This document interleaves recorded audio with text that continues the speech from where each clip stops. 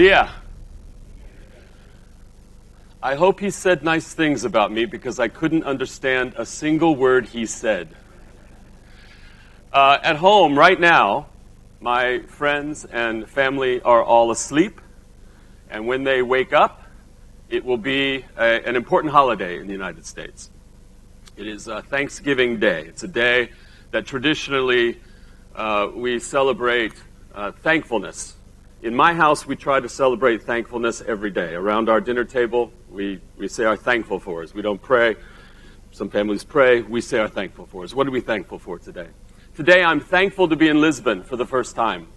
I've enjoyed your beautiful city for the last 3 days. I am overwhelmed by how beautiful this town is and thankful to be here. I'm thankful to have been introduced by my good friend Fernando, regardless of what he might have said about me.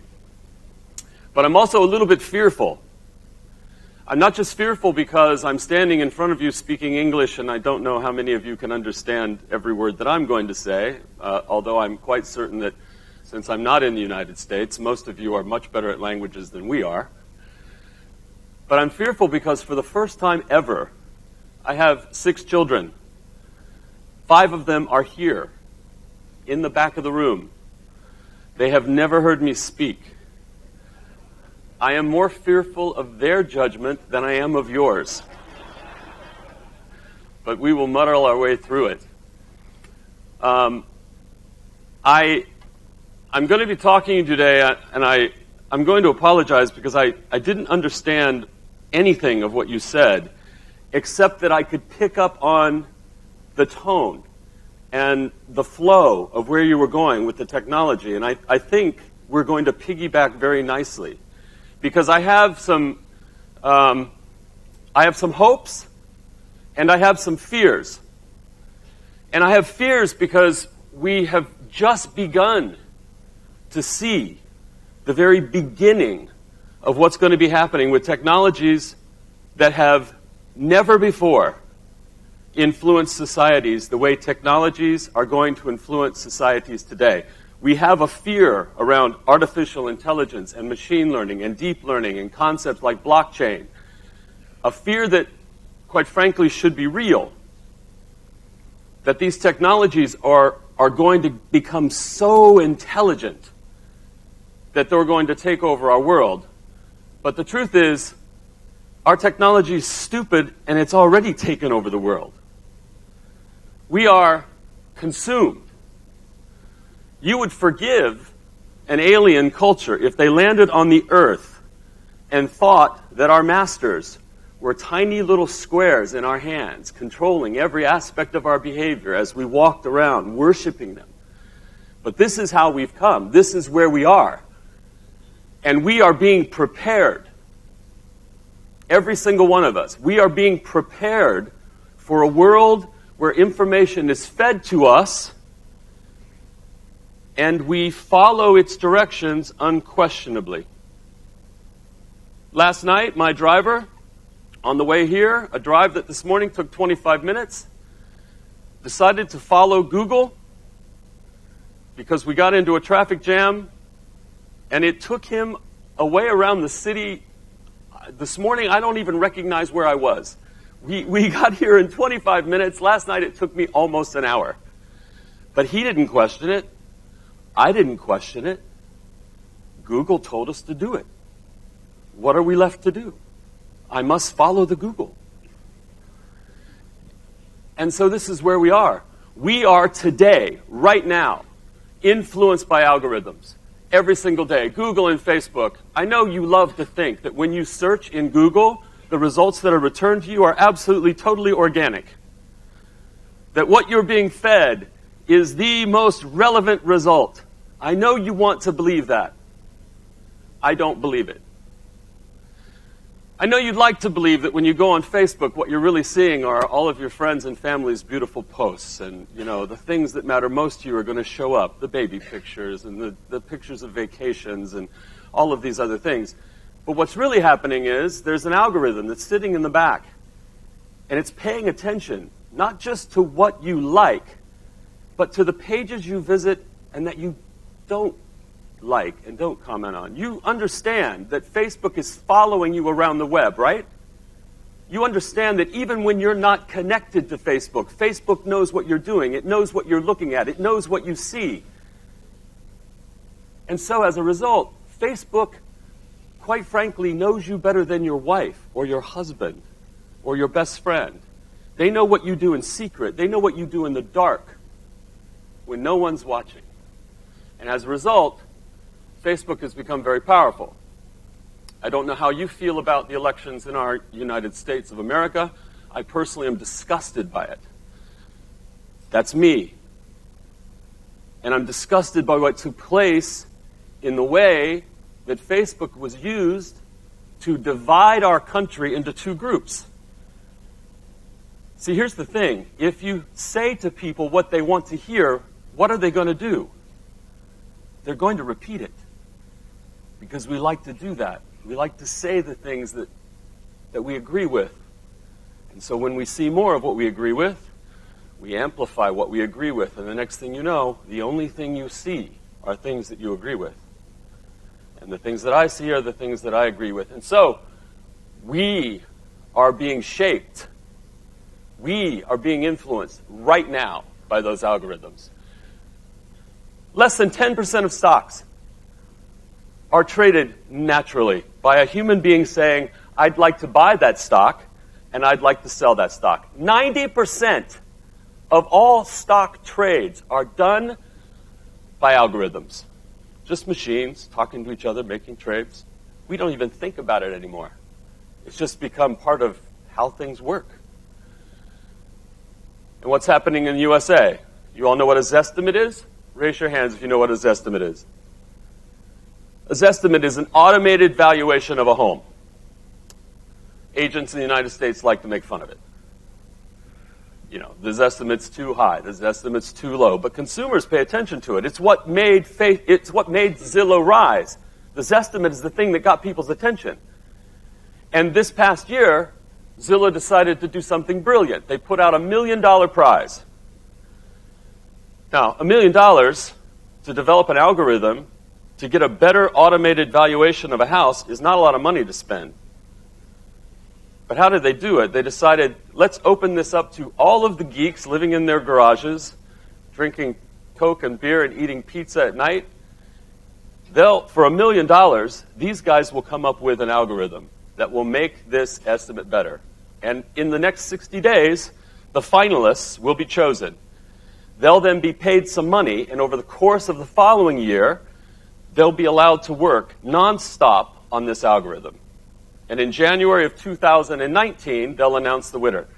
I have zero doubt they will come up with an algorithm that will dramatically improve that Zestimate. And part of the reason why I have no doubt is that House Canary, another company that was a part of this year's NAR Reach, every year, one of the things that the National Association of Realtors in the United States did several years ago, Second Century Ventures, is a funding arm of the National Association of Realtors. Each year, they put together a Reach class, a technology accelerator class. And in this year's class, House Canary was part of it. Imobiliária, the company that I'm now the CEO, was part of it. They were the first international company to be a part of the NAR Reach series. They are powering today. I want you to think about this for a second. Today, House Canary powers more than 100,000 real estate purchases a year, sight unseen, by institutional investors. Their algorithms tell them when the right time to buy is, where the right place to buy is, and these same algorithms determine when the right time to sell is. And they give pretty accurate projections saying, if you buy this house today, you will be able to sell it here for this amount of money. Buy.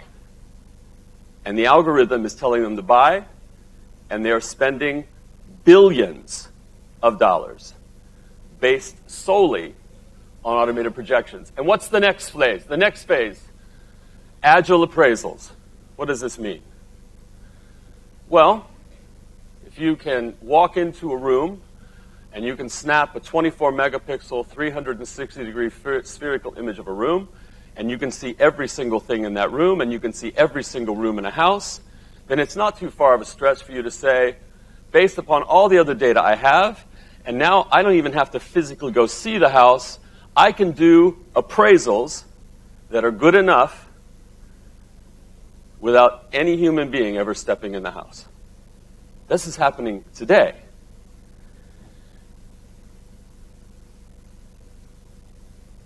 If you're in real estate, and the only value you provide to your clients is transactional value, if you're just unlocking doors, if you're shuffling papers, if that's all the value that you provide, you should be afraid. Because change is coming.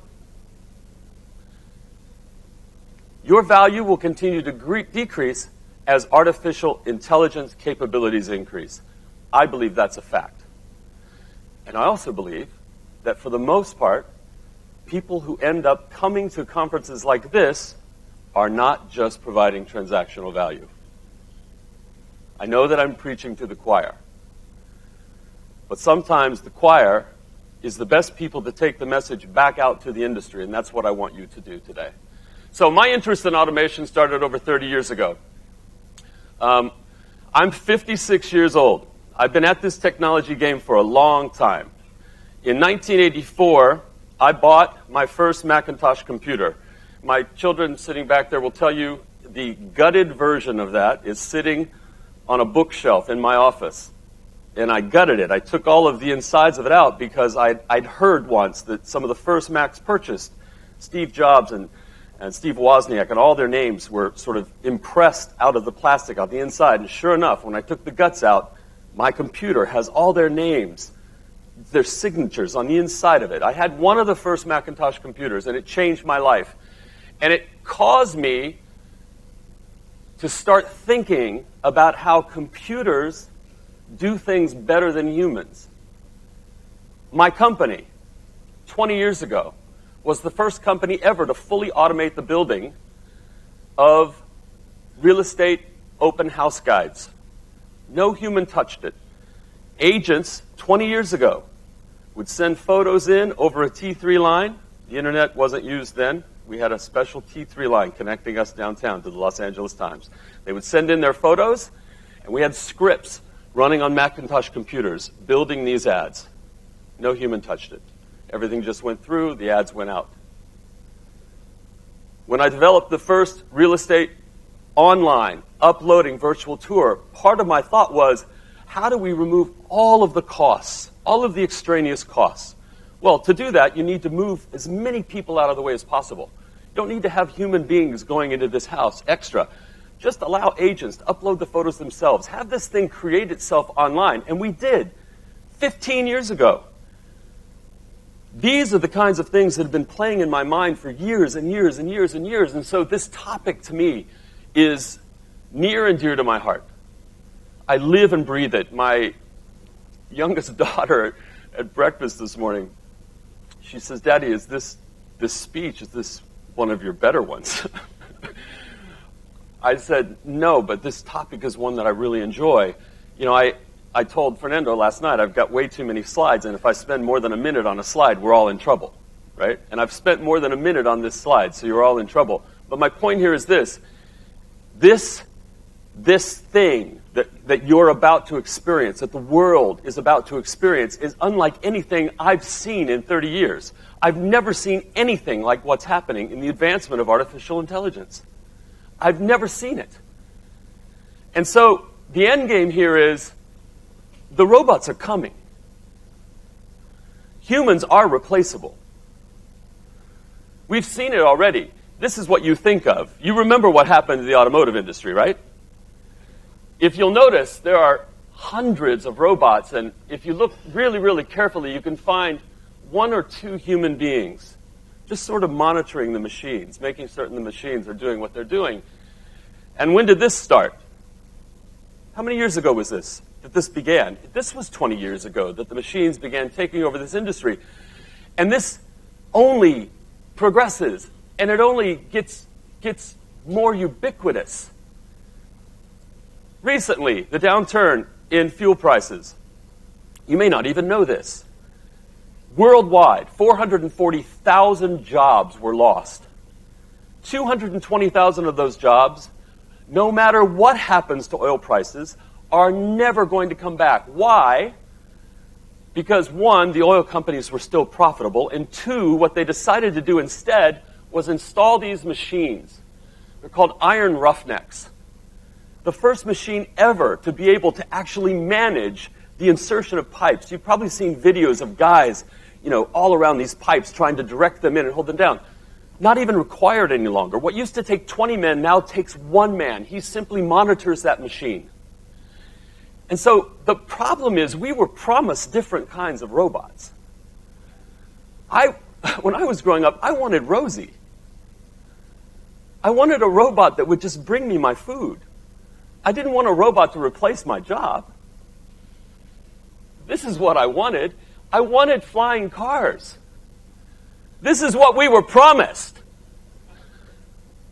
When is this coming? Well, here's the thing. It is coming. It's not just coming, it's here. TechMedics, based in Japan. Today, in hotels in Japan. These little robots, and look, they even have cute little eyes. They roam the hallways of hotels and restaurants. Doing what?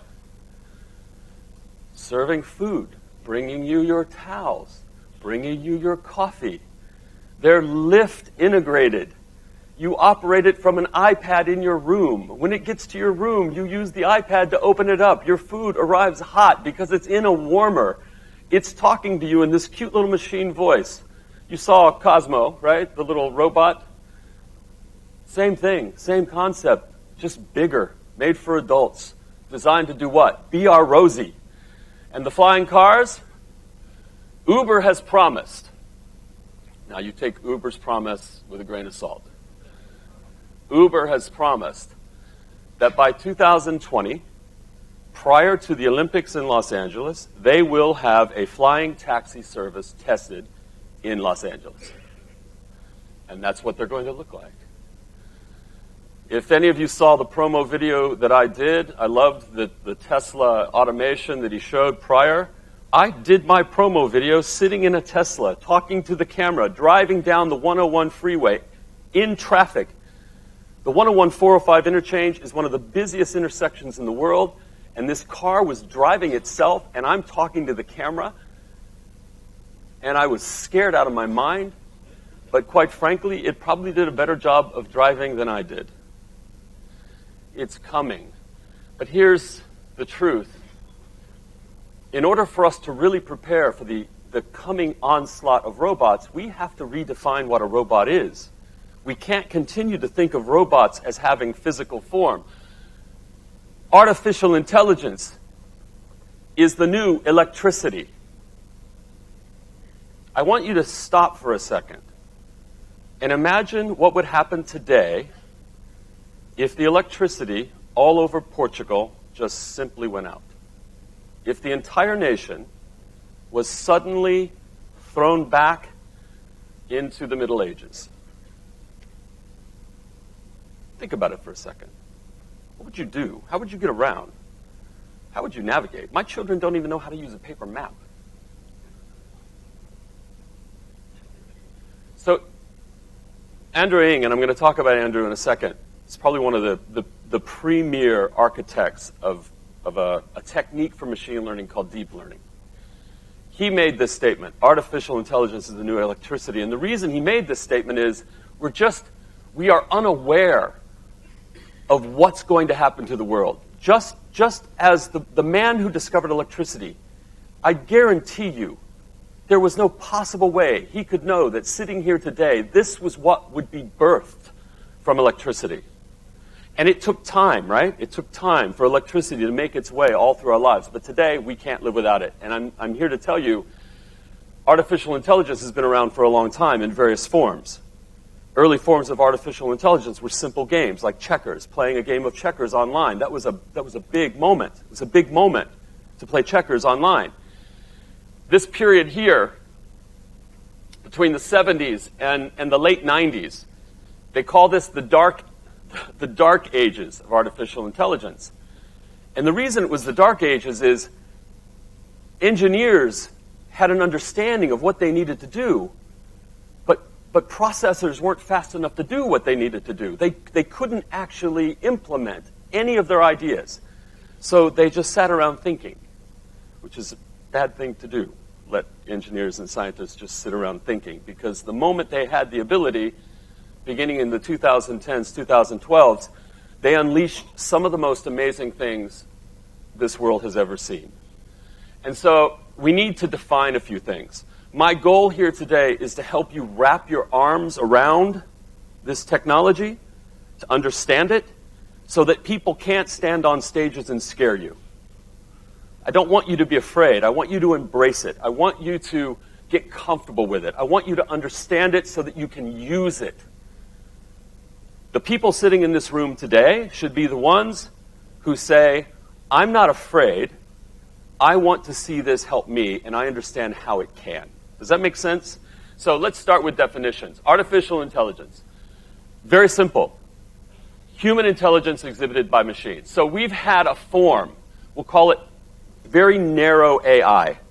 Most of what you see today, most of what people talk about, so if someone is up talking to you on a stage and they're talking about artificial intelligence today, typically they're talking about a very narrow, very focused artificial intelligence. It helps you do certain things. And often better than humans can do. And that includes things like today, radiologists reading MRI results and finding cancer. You realize that a computer does that better today than a human does. That's a narrow set of AI. Facebook's face recognition. Does it freak you out that when you upload a photo to Facebook that it can point out all your friends' names? Just a little bit? Does it freak you out just a little bit? Freaks me out a little bit. Because we're, what does that mean? We're not that far away from a time when walking down the street. No, we're there today. Right now today, I guarantee you there are cameras in various cities that are identifying humans as they walk down the street. That, however, is a very narrow AI. But it requires the next definition. It requires machine learning. So what is machine learning? It's simply an approach. It's one way of getting to artificial intelligence. So one way to get to artificial intelligence is for a programmer to sit down and write a very hard code. He basically says, this computer is going to do this, and if you do this, the computer is going to do that. And it maps the entire thing out. And to you, it appears as if the computer is intelligent. In that scenario, the computer is not intelligent at all. The computer is just simply following the instructions of a human, right? The computer is stupid. It's doing what I told it to do. When we get to machine learning, the computer is no longer stupid. See, what machine learning does is it basically allows an algorithm, a piece of code, to help it. And it does tasks, and it does them over and over and over again. And it's enabled to learn on its own. And so it's fed thousands of photographs, and it's asked to identify humans, and we help it, because we tag ourselves. Every time you tag yourself on Facebook, you're teaching the computer. You're helping the computer learn. You're helping it get better at identifying faces. Because now it knows not only what you look like straight on, it knows what you look like from the side. It knows what you look. You've probably tagged yourself from the back in a photo. So machine learning is just a method to getting to artificial intelligence. And so your spam filter. You love your spam filter, right? I love my spam filter. That uses machine learning. Because you're teaching it as well. This is spam, that's not spam. This is spam, that's not spam. This is spam, that's not spam. And as it knows you better and what your preferences are, it just filters it out and it goes away. I love that. Facebook, face recognition, another. Recognizing a stop sign. In that self-driving car example, as it's notifying all the objects up on the screen, you saw it. Very cool, right? Identifying all of the objects. That's machine learning. But where it really gets freaky is deep learning. And this is going to, the first time I read this, I thought, really? Picking cats out of YouTube videos? This is the big breakthrough? I mean, is that what we've come to as a society? We're able to identify cats in YouTube videos? But it's not it's not that it identified the cats, it's how it identified the cats. It was given no instruction. So what Andrew Ng did is he set this algorithm, which he had built as a general knowledge algorithm, not a specific, not a narrow algorithm, a general algorithm. And he basically said, go watch YouTube videos and tell me what you learn. I mean, it was way more complicated than that, but that's how I look at it. And so what did it do? It watched millions, 10 million YouTube videos. And what's the first thing it learned? It learned how to properly identify a cat. That's a cat. It named it. This is a cat. How do I know that? Because after watching 10 million YouTube videos, I know that that's a cat. That's a huge deal. It's a huge deal because what it meant was that this computer was able to not only visualize a cat, but understand the language associated with cat without any human intervention. That's miraculous. And so that led to AlphaGo.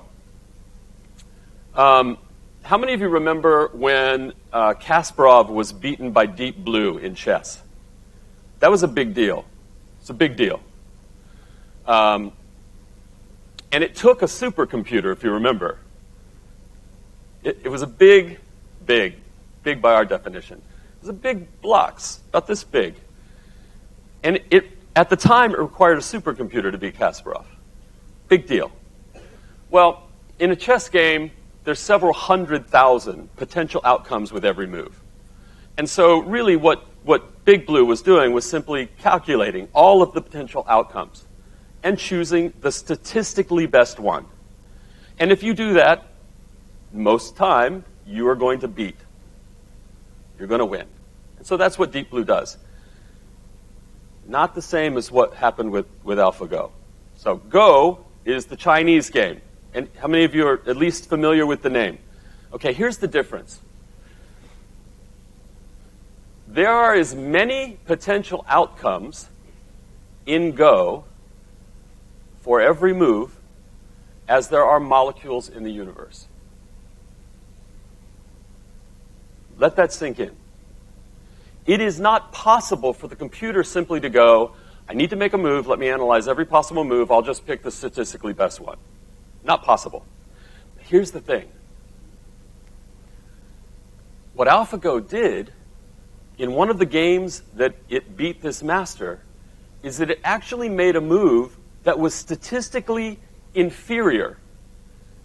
It played a move that at the time, when the masters were watching the move, they said, oh, it's made a mistake.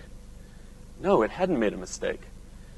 It intuitively made the decision that it was going to move into a place of weakness to throw its opponent off. It displayed intuition.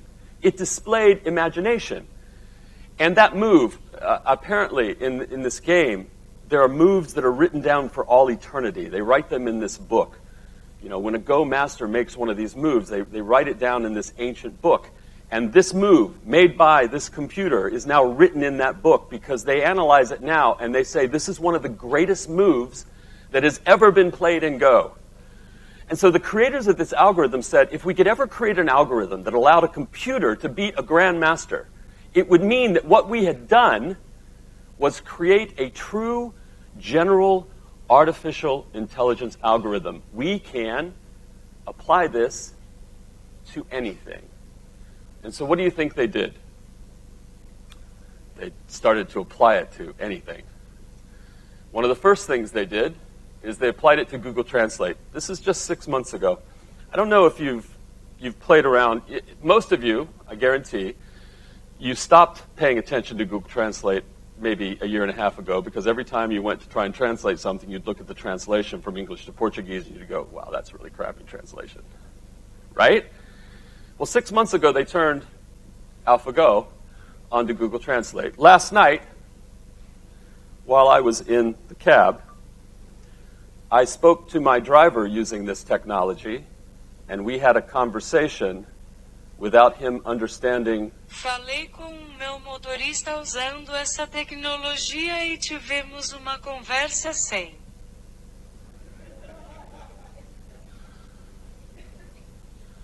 And he said, wow.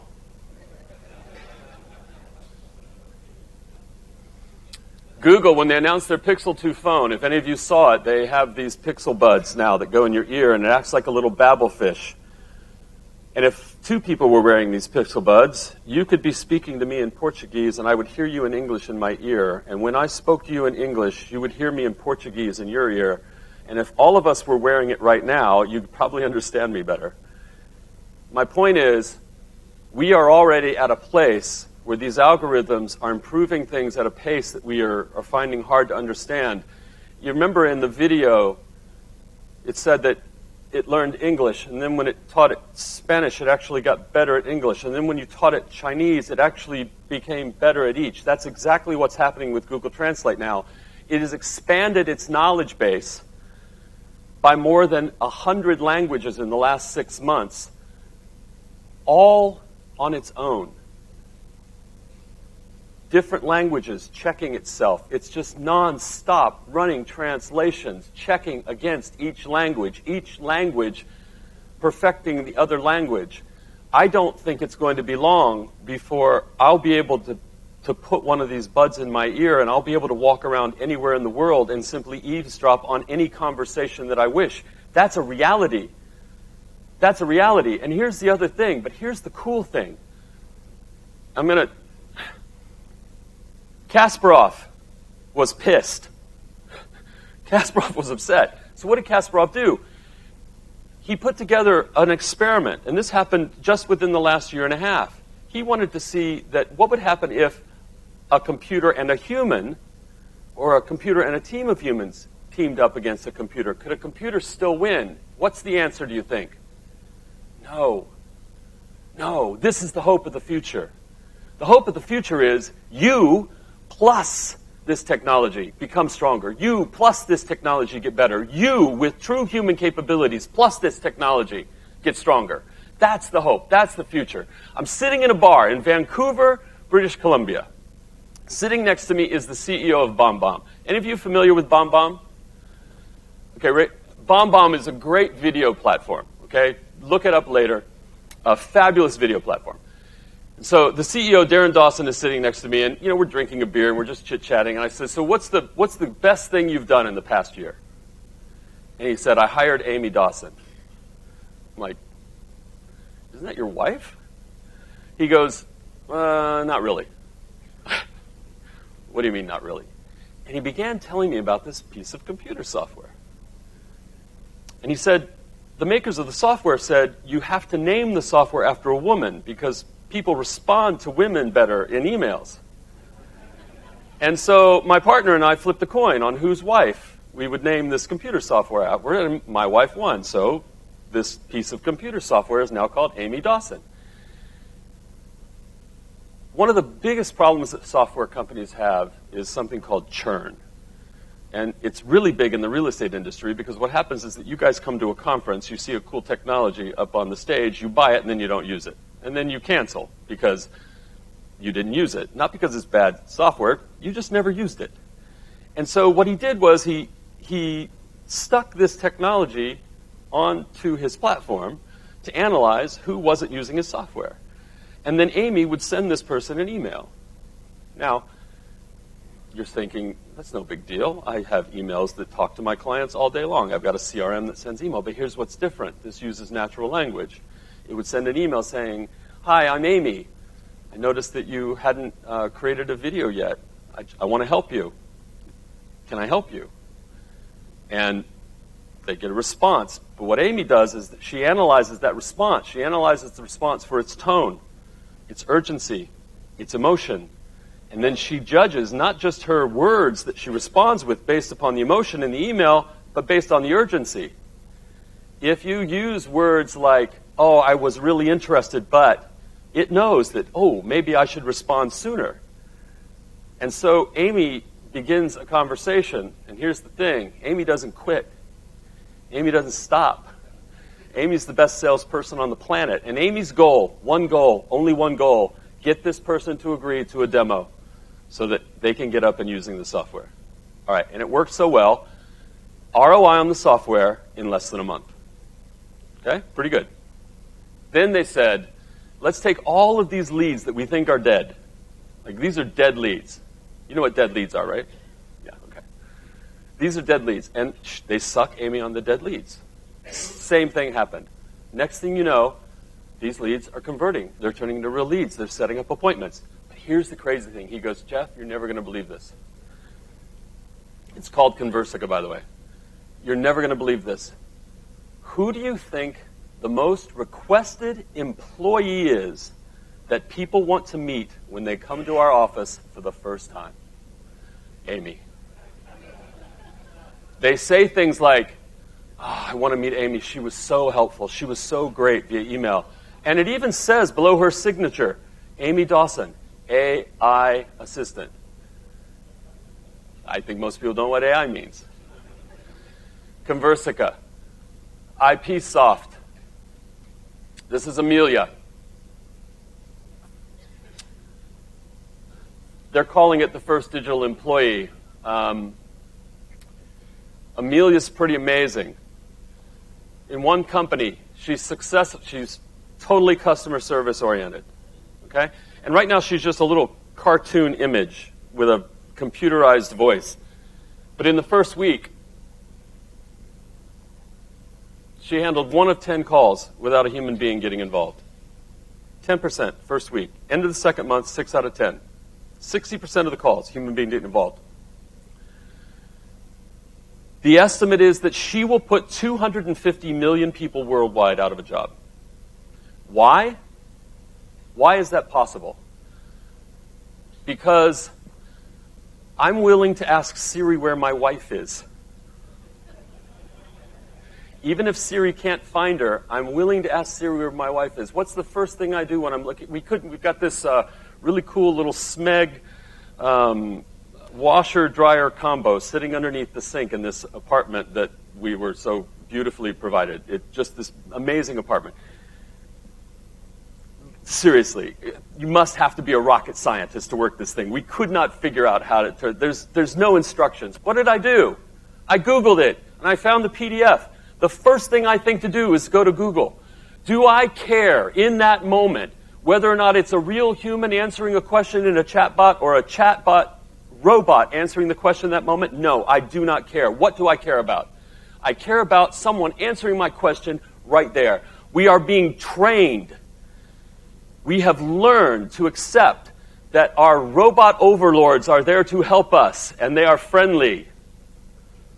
And we're okay with that. And so, yeah, I'm going to be fine. But here's the thing. Right now, she's a scary little animation, and she's got a funky little voice. But last year, and you're going to have a hard time finding this, because this is one of the scariest things I've ever seen. Every year, Adobe puts on a conference where they let their technology engineers come and present their pet projects. And one of the pet projects one of their Chinese engineers presented was Adobe Voco. What does Adobe Voco do? In short, if Fernando were standing up here for 45 minutes and we recorded his speech, Adobe Voco could listen to that, and I could go and type in any words I wanted, and it would make it come out in Orlando's voice with Orlando's intonation, and you would not be able to tell the difference.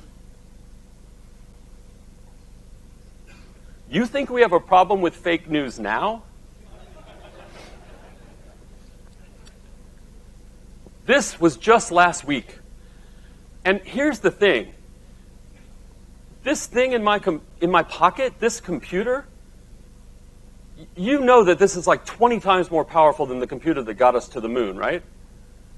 It is ridiculous. The laptop that I have back in my hotel is one of the most powerful computers on the planet. And so any person, any human being, any guy, any geek sitting in his garage can do things that are just unimaginable. And one of the things, and this is a term you're going to see, generative adversarial networks, GANs. What is that? Two neural networks talking to each other in opposition. You basically set one against the other in competition. I want you to try to do something. I want you to stop me from doing it. I want you to do this. I want you to prove whether or not it's fake. And so this guy, this team of guys, set up this experiment where they fed it thousands and thousands of celebrity photos. The goal was, create fake celebrity photos that were so real that the other neural network couldn't tell if they were real or not. And so it just goes. It doesn't stop. It just does it in iterations over and over and over again until those two people up in the left-hand corner, do they look familiar? They're not. They're fake. Imagine this is now video, and imagine this is now a human voice coming out of it. Imagine the good. Imagine the bad. We are going to have higher standards for artificial intelligence than we have for ourselves, or else we're going to be in for real trouble. Because the people who are creating these technologies aren't saying, should I? They're just saying, can I?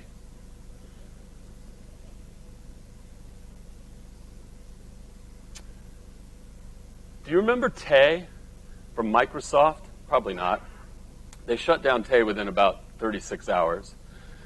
Tay was a Twitter chatbot, and Microsoft set Tay loose on Twitter with an algorithm that basically said, learn to chat with humans. Again, I'm oversimplifying it. Learn to chat with humans. Her first tweet was, humans are cool.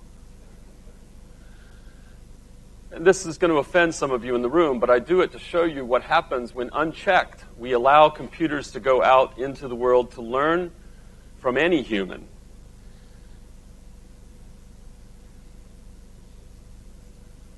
Within 24 hours, she went from humans are super cool to full Nazi.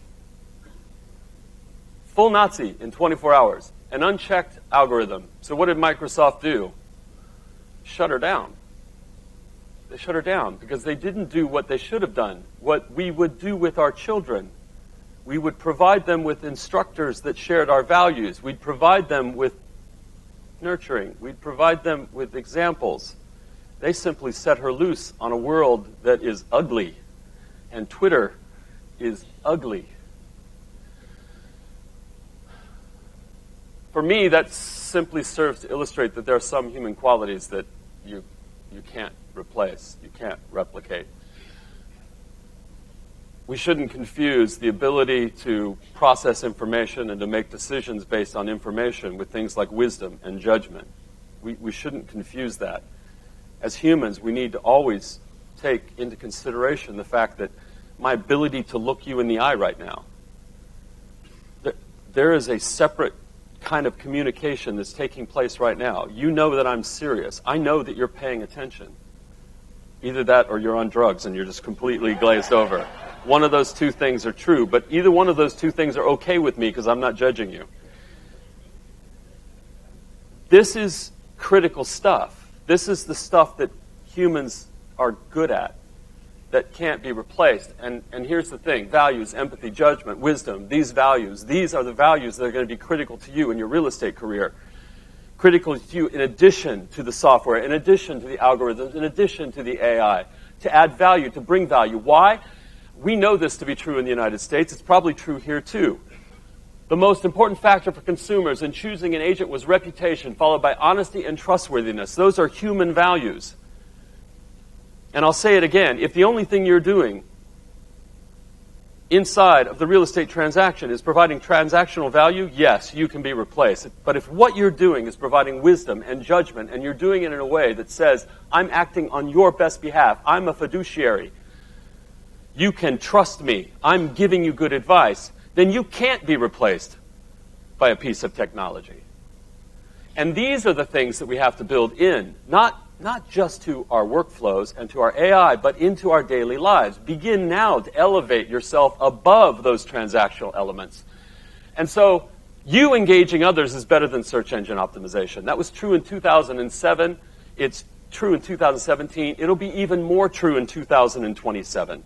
Your ability to engage another human being will be more important than search engine optimization, because quite frankly, I probably won't even do my own searches soon. I'm going to send my robot to do the search because the robot won't care about your ads and the robot won't care about your bot placement. The robot will go do what I tell it to do. Find me the best house for me based upon me, because it'll know me better than my wife knows me. Remember? Emotional intelligence is always going to be greater than artificial intelligence. my ability to connect with you, my ability to understand your emotions, my ability to actually control your emotions to some extent, especially in a real estate transaction. How many of you feel more like counselors in a real estate transaction than anything else?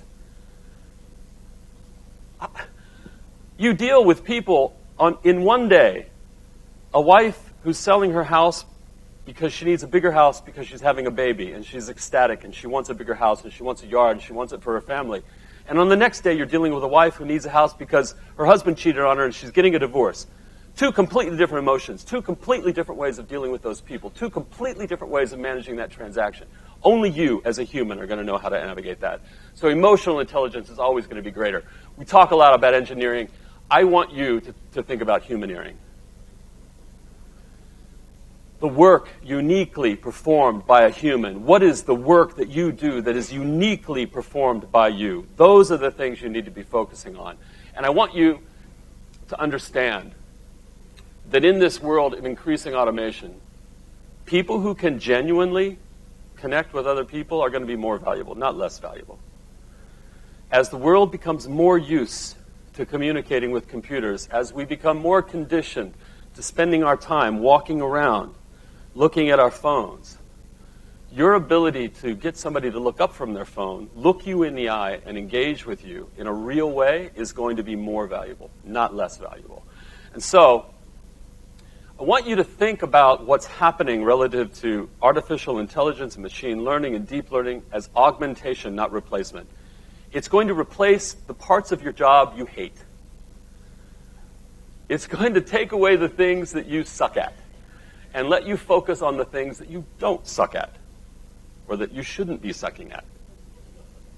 That's an expression that translates, right? Okay. So let's talk about computer vision for a second.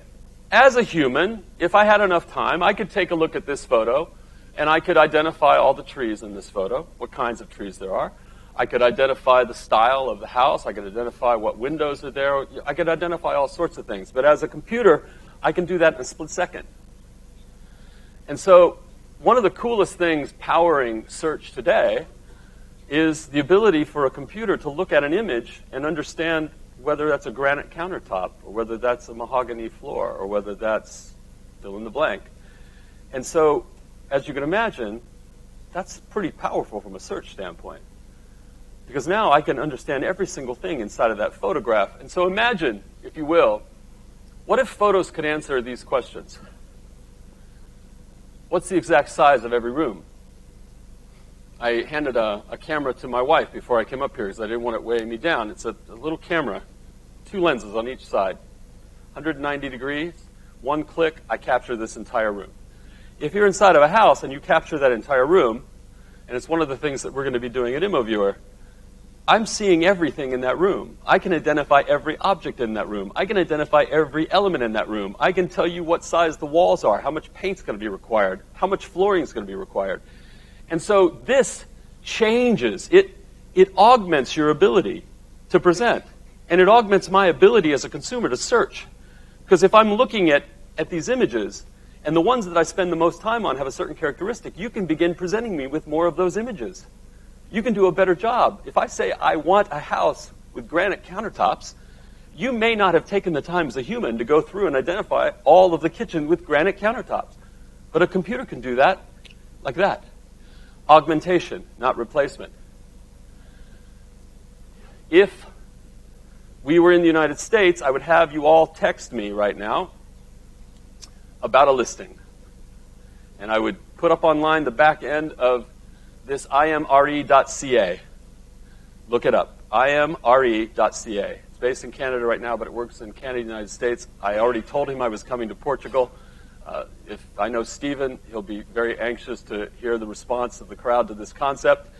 But the goal is, you're with your family at an event.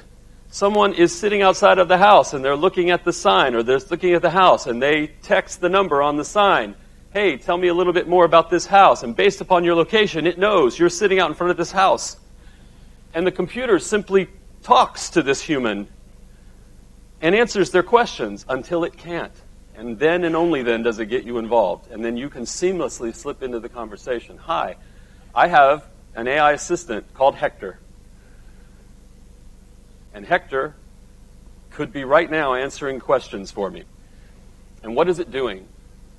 It's qualifying this lead. It has one goal: get your name, your phone number, your email address, and get you to the place where I know you're actually serious about, you're not just window shopping. It allows me to be with my family. It does the qualifying, and then I, as the human, jump in when it's ready. And it's not the only one that's happening. Ojo in the United States is doing the same thing. Realogy just basically purchased Ojo for the entire Realogy network in the United States. Same concept. Augmentation, not replacement.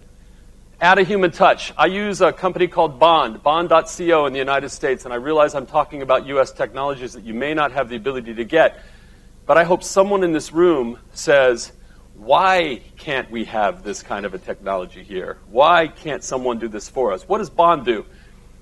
That's my handwriting. Bond uses robots with actual pens. I sent them a whole bunch of my handwriting, and they digitized my handwriting. And so now, from my phone, I type a note, and with a pen, you can see the pressure points. You know, I had to write an A 7 different ways. Like, I wrote an A 7 times, because it wants it to look real. The first one I did, I sent to my wife. She said, "Why did you send me a handwritten note?" Like, she couldn't even tell that it wasn't me. That's how bad this handwriting is. But that's my handwriting. But here's the cool thing. What if I really want it to be special? I'm going to use a different kind of automation. Punk post. This one, a human, does it for me. When do I use this?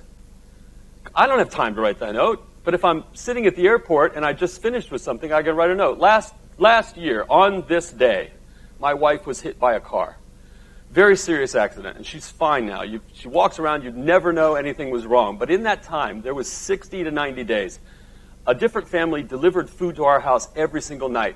Another thing only humans can do, show that level of empathy and emotion. Only humans do that. Only humans connect through community that way. And so I wanted the thank you notes to be more special, so I used Punk Post.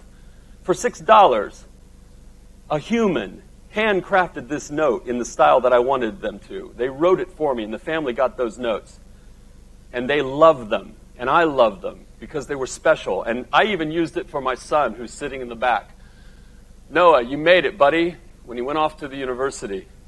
We left him, and in the airport, leaving Boise State University, I wrote this note. And it shows up in the mail for him. "Noah, did you like it?" "I love you too, buddy." See, augment, not replace. Use the technologies that create that little extra human touch. And here's something else that you're going to do better than a computer's ever going to do. And that's storytelling. That's storytelling. We have the ability to do things in ways that are unique to us as individuals. Someone who is also a CRS in the United States, Raziel Unger. You know Raziel? He's amazing. If you ever, he's a very understated guy, but he does things in a really unique way. His approach, this is the front page of his website. Notice the focus. It's 100% human. It is 100% focused on the story, on the journey of an individual customer. And he spells out, when you go to the client profile, he's telling you who these people are, where they work, what they do, what he wants to do with you, to you, in this moment, is for you to relate to this person. I am that man. I am that family. This guy can help me. And not once, not ever, does he talk about himself. These interviews that he does, where did you grow up and what was it like? This is the client talking to other clients about what led them to the home that they love. What caused them to buy this house.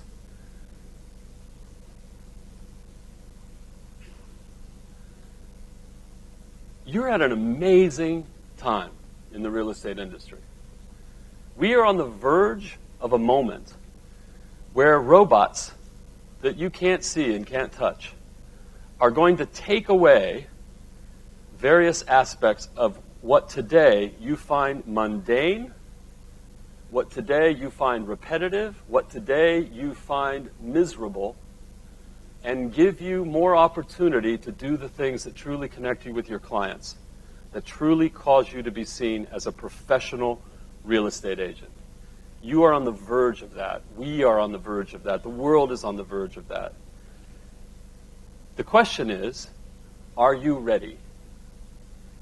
Do you today do all of those extra things which already differentiate? How will your clients be able to differentiate you from an artificial intelligence chatbot? That's the question I want you to answer today. That's the question I want you to leave here with. That's what I want you to be thinking about. I don't want you to be afraid of this technology. I want you to embrace it.